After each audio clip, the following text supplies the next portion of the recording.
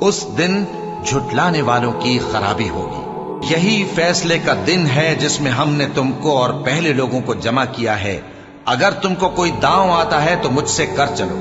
اس دن جھٹلانے والوں کی خرابی ہوگی۔ ہر شخص کو موت کا مزہ چکھنا ہے اور تم کو قیامت کے دن تمہارے اعمال کا پورا پورا بدلہ دیا جائے گا۔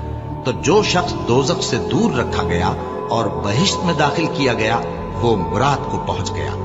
اور دنیا کی زندگی تو دھوکے کا سامان ہے۔ الف لام را، یہ اللہ کی کتاب اور قرآن روشن کی آیتیں ہیں۔ کسی وقت کافر لوگ آرزو کریں گے کہ اے کاش وہ مسلمان ہوتے۔